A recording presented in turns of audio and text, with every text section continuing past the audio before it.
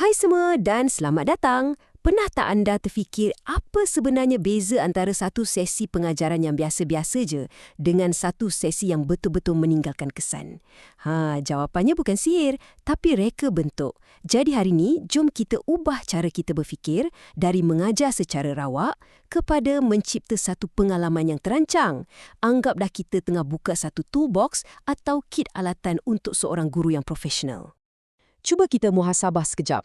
Setiap aktiviti, setiap soalan, setiap media yang kita guna dalam kelas, adakah semuanya ada tujuan yang jelas? Atau kadang-kadang tu rasa macam kita main campak je idea dan harap ada sesuatu yang melekat dekat pelajar? Ini soalan yang penting tau, sebab jawapannya membezakan antara amatur dengan pakar. Dan inilah penyelesaiannya. Reka bentuk pengajaran. Ia ni macam blueprint atau plan tindakan untuk kita. Satu rangka kerja yang hapuskan semua yang bersifat rawak dan membina satu laluan terus ke arah kejayaan. Ia pastikan setiap benda yang kita buat dalam kelas tu saling bekerjasama untuk satu matlamat je. Nak pastikan pelajar betul-betul belajar, bukan setakat hadir ke kelas. Okey, dah sedia? Jom kita keluarkan alatan kita yang pertama. Yang ni boleh dikatakan macam bapa kepada semua model reka bentuk pengajaran. Ia adalah pelan induk yang bagi kita gambaran besar. Namanya ADDI. Senang je nak faham ADD ni. Mula-mula, analisis. Kita kena kenal dulu siapa pelajar kita. Apa yang mereka dah tahu. Lepas tu, kita masuk fasa reka bentuk. Berdasarkan apa yang kita dah tahu, apa objektif kita, apa yang kita nak pelajar capai. Bila dah jelas, kita bangunkan bahan. Masa inilah kita buat slide, cipta kuis atau reka aktiviti. Lepas semua dah siap, kita laksanakan dalam kelas. Dan akhir sekali, yang paling kritikal, kita nilai. Menjadi tak apa yang kita buat tu, pelajar faham ke tak? Proses ni berulang-ulang. Satu kitaran yang sentiasa menjadikan pengajaran kita lebih baik.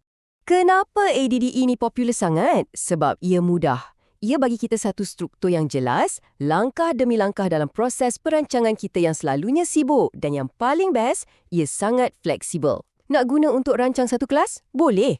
Nak rancang untuk satu semester penuh? Pun boleh. Tak kira subjek apa pun. Okey, kita dah ada plan besar kita dengan ADD. Tapi, apa yang berlaku dari minit ke minit masa kita tengah mengajar? Untuk yang itu, kita perlukan alatan yang lebih terperinci. Jom kita zoom in dari pandangan makro terus ke panduan mikro di dalam kelas.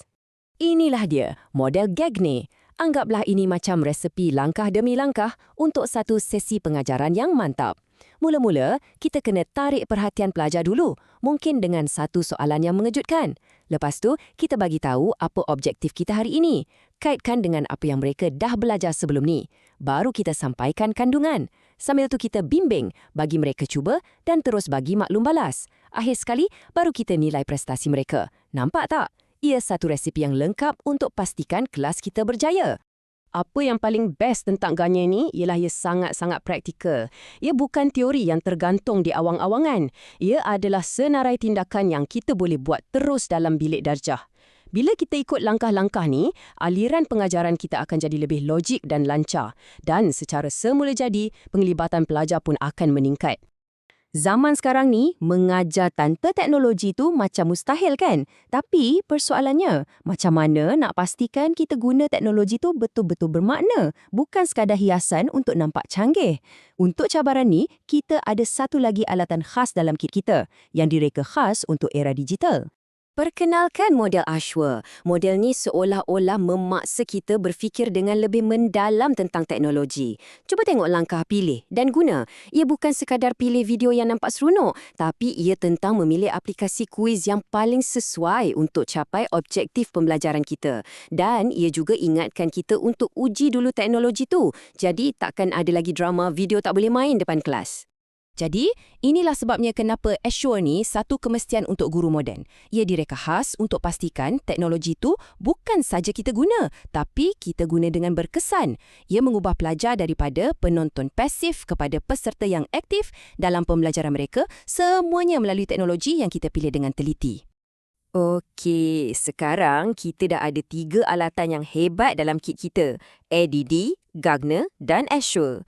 Persoalannya, bila nak guna yang mana satu? Macam seorang tukang yang mahir, dia tahu bila nak guna tukul dan bila nak guna gergaji. Seorang guru yang hebat pun macam tu juga. Jadual ni merumuskan semuanya dengan sangat baik. Tiga-tiga model ni bukan pesaing tapi rakan sepasukan. Fikirkannya macam ni. Anda guna ADDE untuk merancang satu unit pembelajaran sejarah untuk sebulan. Itu plan besar anda. Kemudian untuk kelas esok anda guna Garnier untuk menyusun aliran aktiviti dari mula sampai akhir. Dan dalam kelas esok tu anda nak gunakan satu klip video dokumentari? Masa itulah anda guna Esho untuk memilih dan melaksanakannya dengan sempurna. Satu untuk plan besar, satu untuk langkah dalam kelas dan satu lagi khas untuk alatan digital anda. Tapi, kena ingat ya, semua model ni hanyalah alatan. Ia tak sepatutnya menyekat kreativiti anda. Sebaliknya, ia ada untuk memberi anda keyakinan dan struktur supaya anda bebas untuk menjadi arkitek yang membina pengalaman pembelajaran yang luar biasa untuk pelajar-pelajar anda. Jadi, sekarang fikirkan tentang kelas anda yang akan datang. Alatan manakah yang anda akan keluarkan dari kit ini dahulu? Adakah anda perlukan pelan induk dari Eddie, senarai semak dari Garnier, atau mungkin panduan teknologi dari Azure? Mulalah mereka bentuk, bukan sekadar mengajar. Pilihan ada di tangan anda.